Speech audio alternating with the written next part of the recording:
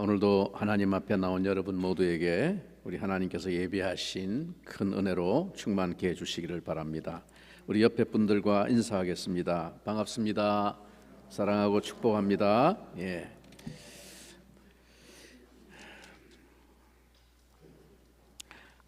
하나님께서 오늘 우리에게 주시는 말씀 요한복음 14장 1절부터 14절까지 말씀을 봅니다. 요한복음 14장 1절부터 14절까지. 먼저 제가 하나님의 말씀을 받들어 읽겠습니다. 너희는 마음에 근심하지 말라. 하나님을 믿으니 또 나를 믿으라. 내 아버지 집에 거할 곳이 많도다. 그렇지 않으면 너희에게 일렀으리라. 내가 너희를 위하여 거처를 예비하러 가노니 가서 너희를 위하여 거처를 예비하면 내가 다시 와서 너희를 내게로 영접하여 나 있는 곳에 너희도 있게 하리라. 내가 어디로 가는지 그 길을 너희가 아느니라. 도마가 이르되 주여 주께서 어디로 가시는지 우리가 알지 못하거늘 그 길을 어찌 알겠사옵나이까. 예수께서 이르시되 내가 곧 길이요 진리요 생명이니 나로 말미암지 않고는 아버지께로 올 자가 없느니라. 너희가 나를 알았더라면 내 아버지도 알았으리로다. 이제부터는 너희가 그를 알았고 또 보았느니라. 빌립이 이르되 주여 아버지를 우리에게 보여주옵소서. 그리하면 족하겠나이다. 예수께서 이르시되 빌립아 내가 이렇게 오래 너희와 함께 있으되 네가 나를 알지 못하느냐. 나를 본 자는 아버지를 보았거늘 어찌하여 아버지를 보이라 하느냐. 내가 아버지 안에 거하고 아버지는 내 안에 계신 것을 네가 믿지 아니하느냐. 내가 너희에게 이르는 말은 스스로 하는 것이 아니라 아버지께서 내 안에 계셔서 그의 일을 하시는 것이라. 내가 아버지 안에 거하고 아버지께서 내 안에 계심을 믿으라. 그렇지 못하겠거든 행하는 그 일로 말미암아 나를 믿으라. 내가 진실로 진실로 너희에게 이르노니 나를 믿는 자는 내가 하는 일을 그도 할 것이요 또한 그보다 큰 일도 하리니 이는 내가 아버지께로 감이라. 너희가 내 이름으로 무엇을 구하든지 내가 행하리니 이는 아버지로 하여금 아들로 말미암아 영광을 받으시게 하려 함이라. 내 이름으로 무엇이든지 내게 구하면 내가 행하리라. 아멘. 예수님이 십자가를 지시기 전에 이 땅에서 제자들과 최후의 만찬을 잡수시던 다락방에서 마지막으로 제자들에게 들려주신 말씀을 다락방 강화라고 부르는데 오늘 우리가 읽은 이 요한복음 14장부터 이어지는 16장까지에 기록된 설교입니다. 이 말씀은 신약 성경에서 마태복음 5장부터 7장까지 있는 산상수훈과 쌍벽을 이루는 신약의 핵심 교훈입니다. 산상수훈은 예수님이 3년의 공생애를 시작하면서 하신 설교이고 오늘 이제 이 다락방 강화는 십자가를 지기 직전에 하신 설교로 성경에 기록된 공생의 마지막 설교입니다. 산상수훈은 심령이 가난한 자는 복이 있나니 천국이 그들의 것이미요 라는 말씀으로 시작합니다. 그에 비해서 이 다락방 강화는 너희는 마음에 근심하지 말라. 하나님을 믿으니 또 나를 믿으라 라고 시작하는데 이 십자가의 죽음을 앞두고 하시는 말씀입니다. 죽음을 앞두고 하신 말씀인 만큼 유언같이 엄숙하고 무게 있는 명령이고 또한 격려입니다. 마지막 만찬을 예수님과 나누던 제자들은 이제 갑자기 숙연해졌습니다. 예수님께서는 이제 제자들을 떠나겠다고 말씀하셨고 또 베드로가 어디로 가시느냐고 물으면서 주님을 위해 목숨을 버리겠다고 고백했는데도 주님은 오히려 베드로에게 닭 울기 전에 3번 나를 부인할 것이라고 말씀하셨습니다. 이러한 대화 속에 제자들은 뭔가 심상치 않음을 느꼈을 것입니다. 그리고 뭔가 모를 불안감과 걱정이 몰려왔을 것입니다. 그러한 것을 감지하신 주님께서는 너희 마음에 근심하지 말라. 하나님을 믿으니 또 나를 믿으라 라고 말씀하십니다.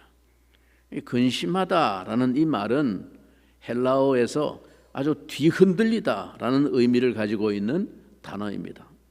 마음이 흔들리고 요동하는 것입니다. 혼란스러운 상태가 된 것을 의미합니다. 아니, 우리와 늘 함께 하시던 주님께서 어디론가 떠나신다는데 우리는 그곳에 갈 수가 없다니 이게 무슨 말일까? 그러면 우리는 이제 어떻게 되는 걸까? 지금까지 주님께서 하나님의 나라를 회복한다고 하셔서 주님을 따라섰는데 이 모든 것이 이제 무산되는 건가? 이런 마음의 혼란스러움이 제자들의 마음을 짓눌렀습니다. 그런 제자들에게 예수님께서 하나님을 믿는 것처럼 나를 믿으라 라고 말씀하십니다. 예수님께서 이 십자가의 죽음을 앞두고 제자들에게 마음에 근심하지 말라고 말씀해 주시는 근거가 뭡니까? 예수님이 이제 십자가에서 죽음을 맞이하시지만 사실 하나님은 결코 죽지 않으십니다. 만약에 죽으신다면 그건 이미 하나님이 아닌 것이죠. 사람들의 믿음에 상관없이 하나님은 항상 살아계십니다. 그러므로 살아계신 하나님을 믿음으로써 마음에 근심하지 말아야 합니다. 예수님은 하나님을 믿으니 또 나를 믿으라 라고 말씀하십니다. 즉 예수 그리스도는 하나님의 아들이시고 하나님이시고 참 생명이십니다. 마음에 근심하지 말아야 될 또 하나의 이유는 오늘 예수님께서 약속하신 대로 우리에게 천국이 있기 때문입니다. 이 세상의 삶으로 인생이 끝이라면 염려하고 근심할 수밖에 없겠지만 인생은 죽음으로 끝나지 않습니다. 죽음은 영원을 여는 문에 불과합니다. 천국은 하나님이 통치하시는 곳입니다. 그래서 부족함이 없습니다. 그곳에는 죽음이나 눈물이나 슬픔이나 애통이나 질병이 없습니다. 이제 여기서 우리가 주님의 말씀 앞에 좀 생각해 볼 것이 있습니다. 먼저 처소를 예비하러 간다라는 말이 무슨 뜻일까요? 천국을 뜻하는 것이라면 아니 그럼 이때까지 아직 천국이 없었다가 이제 새로 마련하러 가신다는 뜻인가? 그렇다면 이미 예수님 이전에 구약 시대에 그 믿음의 성도들이 죽어서 천국에 다 살고 있는데 새삼스럽게 천국을 준비한다는 것이 말이 이상하지 않습니까? 그런 말은 아닐 것입니다. 주님은 근심하는 제자들에게 이렇게 약속하셨습니다. 내 아버지 집에 거할 곳이 많도다. 그렇지 않으면 너희에게 일렀으리라. 내가 너희를 위하여 거처를 예비하러 가노니. 여기서 아버지 집에 거할 곳이 많다라는 말씀과 또 새로 거처를 예비하러 간다라는 말씀은 앞뒤가 뭔가 안 맞는 말씀같이 들립니다. 아니, 거할 곳이 많다더니 근데 거처를 예비하러 간다니 뭔가 앞뒤가 안 맞는 말 같지 않습니까? 예수님의 이 말씀은 지금까지 없던 천국을 만들러 가신다는 것이 아니라 성도들이 그 아버지의 집에 천국에 당당히 들어갈 수 있도록 길을 닦아 놓으신다는 뜻입니다. 예수님이 인류의 죄를 짊어지고 십자가에서 그 죄값을 대속하여 주지 아니하시면 아무도 천국에 들어갈 수 없기 때문에 주님은 먼저 십자가를 지고 죽으셔야 했습니다. 죽으신 후에는 사흘 만에 다시 살아나실 것입니다. 예수님은 부활하심으로 하늘과 땅의 모든 권세를 가지신 영광의 주요, 모든 인류를 하나님 앞으로 인도하는 권세 있는 구원자가 되실 것이기 때문입니다. 그러므로 누구든지 예수 이름을 믿고 부르기만 하면 그 나라로 들어갈 수 있도록 해주시는 것입니다.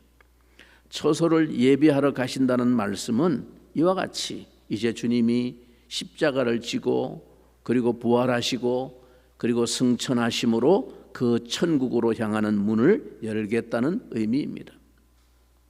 뿐만 아니라 우리가 근심하지 말아야 할 근거로 예수님이 천국의 처소를 마련하신 후에 다시 오셔서 우리를 천국으로 데려가겠다고 약속하셨습니다. 3절의 말씀입니다. 가서 너희를 위하여 거처를 예비하면 내가 다시 와서 너희를 내게로 영접하여 나 있는 곳에 너희도 있게 하리라.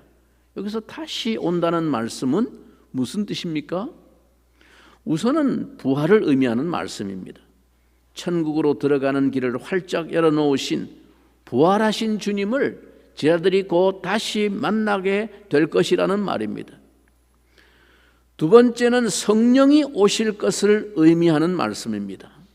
주님이 부활 승천하여 아버지 집으로 가시고 나면 다시는 육신으로는 그를 보지 못합니다.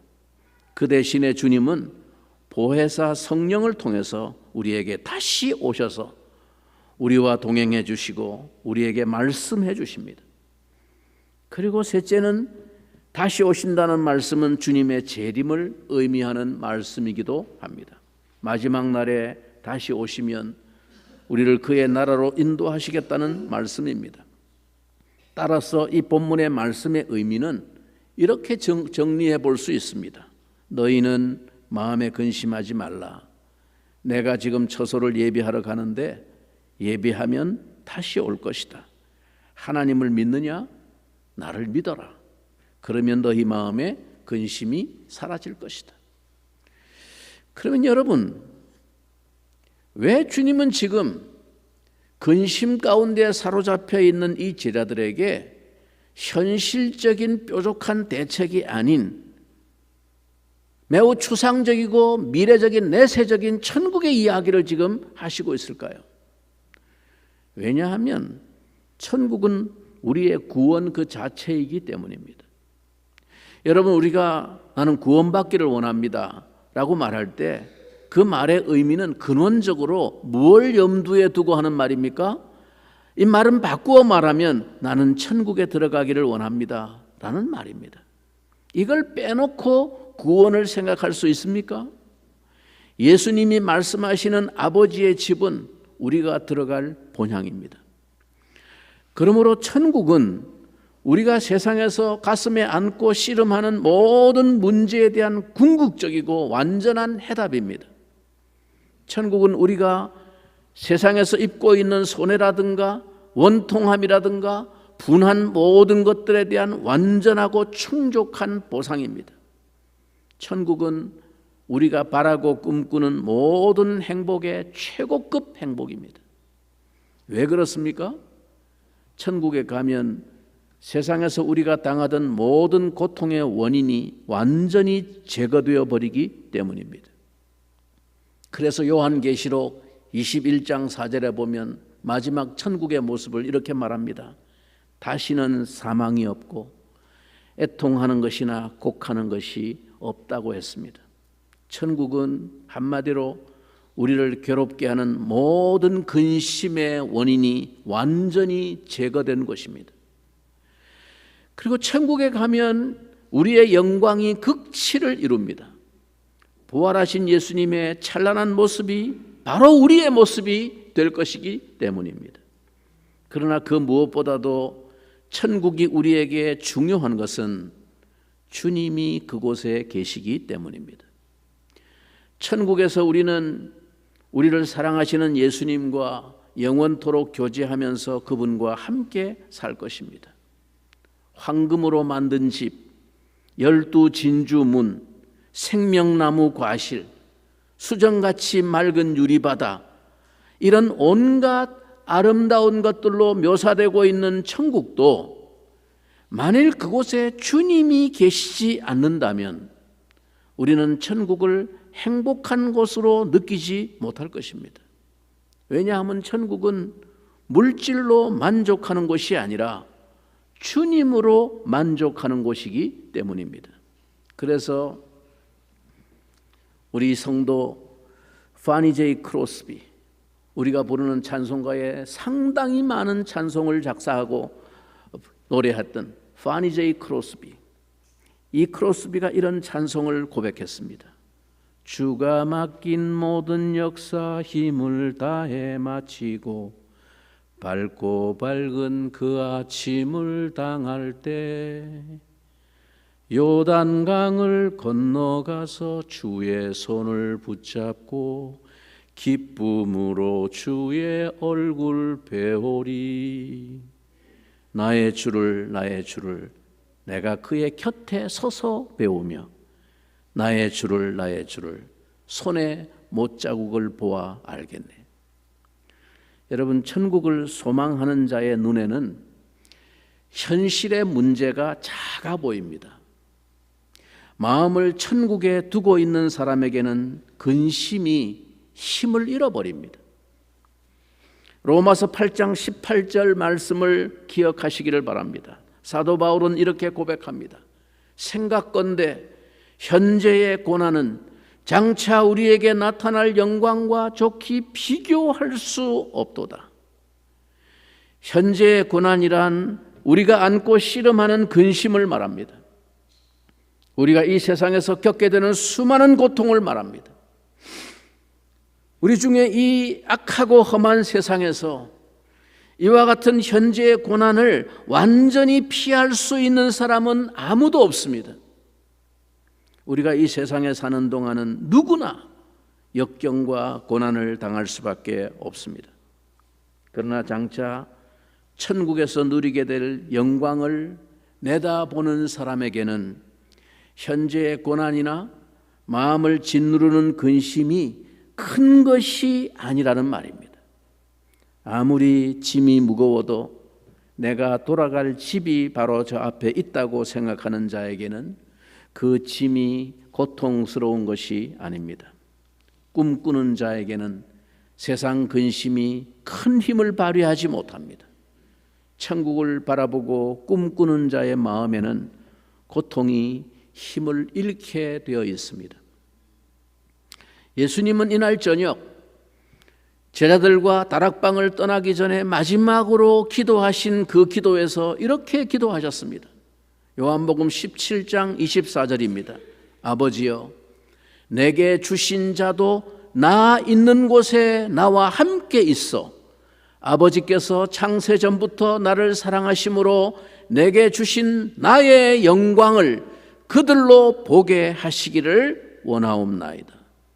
여기서 내게 주신 자, 이는 1차적으로 그 제자들을 가리키는 말이지만 좀 더 넓은 의미에서 오늘 우리 역시 해당되는 말입니다. 예수님께서 우리를 향해 품고 계신 간절한 소원은 우리를 예수님 계시는 천국으로 데리고 가서 함께 살도록 하는 것입니다. 그것을 아버지 앞에 기도한 것입니다. 예수님이 하나님 우편에서 누리는 그 영광을 우리도 보고 찬송하고 즐거워하도록 하는 것입니다. 그것만이 우리에게 최고의 만족을 줄 수 있는 최상의 행복이기 때문입니다. 그것이 바로 이 위기와 불안이 고조되는 근심으로 가득한 제자들에게 다른 무엇보다도 주님이 이 천국에 관한 약속을 확인시켜 주시며 격려하신 이유입니다. 주님이 이제 제자들을 떠나가시지만 내가 어디로 가는지 그 길을 너희가 아느니라 라고 말씀하십니다. 그런데 오늘 본문 이 4절과 5절은 서로 상반되는 대화이기도 합니다. 주님은 4절에서 내가 어디로 가는지 너희가 알고 있다 그렇게 말씀하셨는데 5절에는 이어서 도마가 주여 주께서 어디로 가시는지 우리가 알지 못하거늘 그 길을 어찌 알겠사옵나이까? 라고 되물을 것입니다. 아마 예수님의 제자들 중에서 가장 과학적인 두뇌를 가진 사람이 이 도마가 아닐까 싶습니다. 도마는 자기 머리로 자기 이성으로 이해되지 않는 것은 믿지 못하는 성격이었습니다. 어쩌면 가장 이성적이고 과학적이고 합리적이고 정확하고 현실적인 사람이었다고 보입니다. 그런 예수님께서 부활하셨을 때도 자기가 예수님을 보지 못했기 때문에, 그 자리에 없었다가 보지 못했기 때문에 난 믿지 못하겠다. 심지어 예수님의 그 못 박힌 손과 찔린 옆구리에 내가 손을 넣어 보아야 믿겠다고 그렇게 말했습니다. 그러한 도마가 오늘 예수님께서 내가 가는 곳의 길을 너희가 알리라 말씀하셨을 때, 예수님께서 가시는 곳이 어딘지 모르는데 어떻게 그 길을 알겠습니까? 하고 반문합니다. 주님은 제자들에게 이미 여러 번 이 구원의 길에 대해서 말씀하셨고, 자신이 하나님의 아들이며 이 세상을 구원할 메시아이며 십자가에 달려 돌아가신 후에 다시 부활하실 것이고, 그래서 영원한 생명을 주실 것이라고 누차 말씀해 오셨습니다. 제자들은 주님의 길을 이미 알았어야 했습니다. 여러 번 말씀하셨기 때문에. 그래서 너희가 그 길을 알고 있다 그렇게 말씀하셨는데, 제자들은 우리는 모른다 라고 대답한 것입니다. 여러분, 주님의 말씀을 제대로 깨닫는 능력이 우리에게 필요합니다. 우이독경이라는 말이 있죠. 소 귀에다가 아무리 경을 읊어도 못 알아듣는다는 것입니다. 알아듣지 못하고 깨닫지도 못하는 이들이 참 많습니다. 우리의 영적인 감각을 열어 주님의 말씀을 들어야 합니다. 성령께서 우리 마음에 주님의 말씀을 깨닫게 해주시도록 성령을 온전히 의지해야 제대로 깨닫게 됩니다. 못 들어서 모르는 게 아닙니다. 수없이 말했지만 모른다는 거예요. 왜요? 깨닫지 못하는 것입니다. 성경을 읽을 때 주님께서 깨닫게 해주시도록 성령의 조명하심을 위해 기도해야 합니다. 이 도마의 질문은 오늘 우리에게도 아주 도움이 됩니다. 왜냐하면 우리는 우리가 어디로 가고 있는지도 모르면서, 또 지금 가고 있는 길이 맞는지도 모르면서 그냥 가고 있기 때문입니다. 이러한 도마의 말에 주님이 그 유명한 말씀, 내가 곧 길이요 진리요 생명이니 나로 말미암지 않고는 아버지께로 올 자가 없느니라 말씀하셨습니다. 그 길을 모른다고? 그 길이 바로 너희 앞에 있지 않냐? 내가 바로 그 길이다. 예수님께서는 도마의 이 모든 질문에 대한 답이 예수님 안에 있다고 하셨습니다. 예수님께서 떠나심으로 도마와 제자들은 신앙의 대상이고 신앙의 목표를 잃게 되었습니다. 그러나 도마는 예수님께서 그 길만 가르쳐 주시면 어디든지 끝까지 따라가겠다는 생각을 가지고 있습니다. 예수님이 뭐라고 말씀하십니까? 자신이 바로 생명이라고 말씀하셨습니다. 이 생명이 우리의 신앙의 목적입니다. 우리가 생명을 얻기 위해서 주님을 붙드는 거 아닙니까? 신앙의 목적은 생명을 얻는 것입니다. 우리가 하나님과 새로운 관계에서 영원히 살 수 있는 생명을 얻는 것입니다. 그런데 이 생명이 예수님 안에 있다는 것입니다. 또한 예수님은 자신을 진리라고 말씀하셨습니다.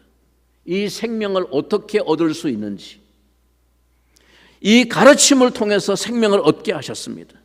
예수님의 말씀을 듣고 믿을 때 바로 이 생명을 얻게 됩니다. 다른 것은 전혀 필요하지 않습니다. 이것이 진리입니다. 사도 요한이 이 요한복음을 기록하면서 요한복음 1장 처음부터 마지막까지 끝까지 말씀하고 있는 것이 바로 이 말씀의 진리의 중요성입니다. 예수님이 누구라고요? 요한복음 1장 1절은 태초에 말씀이 계시니라. 이 말씀이 하나님과 함께 계셨으니 이 말씀은 곧 하나님이시니라. 진리가 우리 가운데 왔을 때 세상에 알지 못한다고.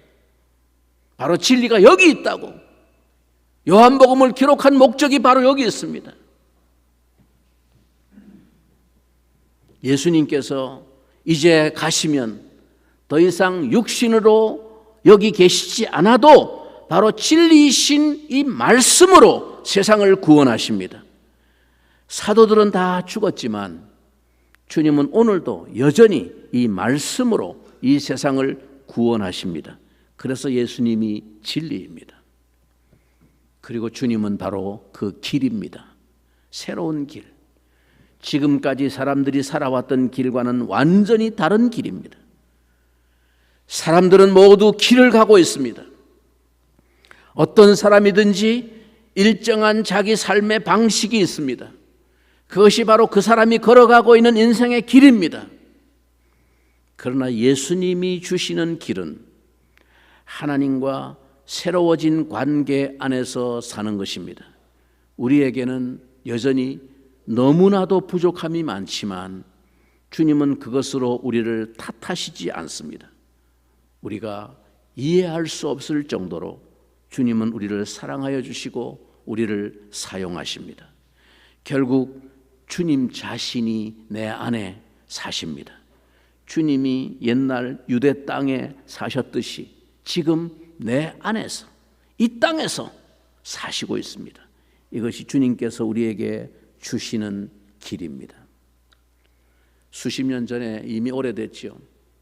지금은 이 친구들도 어느새 중년의 나이가 된 것 같은데 G.O.D라고 하는 젊은 남자애들 그룹이 완전히 세상을 뒤집어 놓았던 때가 있습니다. 그때만 해도 제가 이런 애들이 부르는 노래 도무지 흥미가 없었어요. 무슨 노래인지 박자도 희한한 박자를 해가면서 부르고 근데 좋다고 그러고 우리 딸내미가 그 팬이었습니다. 손호영이 사진하고 브로마이드까지 사가지고 방에 붙이고 난리를 피웠던 사람이 지금 안서희 집사입니다. 그래서 저는 참 젊은 애들 참 취향도 참 희한하다. 요즘 노래가 어떻게 이런 노래를 음악이라고 부르고 있나. 우리 시대하고 너무 달라서 그랬는데 어느 날 제가 이 G.O.D가 불렀던 길이라고 하는 노래를 듣게 되었습니다. 처음에는 그 가락이 마음에 안 들어가지고 우리하고는 이게 옛날 전통적인 그 음악하고는 안 맞아서 그랬는데 어느 날 우연히 이 노래를 듣는데 가만히 그 가사를 제가 음미해 보게 됐습니다. 그리고 그 노래 속에 인생에 대한 묵상이 있고 철학이 있다는 사실을 깨닫게 됐어요. 제가 애들이 부르는 가요를 들으면서 아멘 할 뻔했습니다. 거의 은혜 받을 뻔했습니다. 그래서 그 뒤로 이 가사를 제가 다운받아 가지고 계속 곱씹어 왔습니다. 내가 가는 이 길이 어디로 가는지, 어디로 나를 데려가는지, 그곳은 어딘지 알 수 없지만 오늘도 난 걸어가고 있네. 이런 노래예요. 사람들은 길이 다 정해져 있는지 아니면 자기가 자신의 길을 만들어 가는지 알 수 없지만 이렇게 또 걸어가고 있네. 그 다음에 이어지는 가사가 제 마음속에 굉장히 울림이 있었습니다. 나는 왜 이 길에 서 있나? 이게 정말 나의 길인가? 이 길의 끝에서 내 꿈은 이루어질까? 무엇이 내게 정말 기쁨을 주는지, 돈인지 명예인지 아니면 내가 사랑하는 사람들인지 알고 싶지만 아직도 답을 내릴 수 없네. 나는 왜 이 길에 서 있나? 이게 정말 나의 길인가? 이 길의 끝에서 내 꿈은 이루어질까? 지금 내가 어디로 가는 걸까? 나는 무엇을 위해 살아야만 하는가? 나는 왜 이 길에 서 있나? 이게 정말 나의 길인가?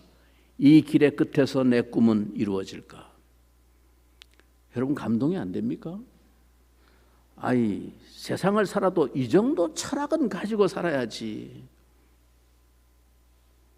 어디로 가야 하는지 잘 모를 수 있습니다. 안 보일 수 있습니다.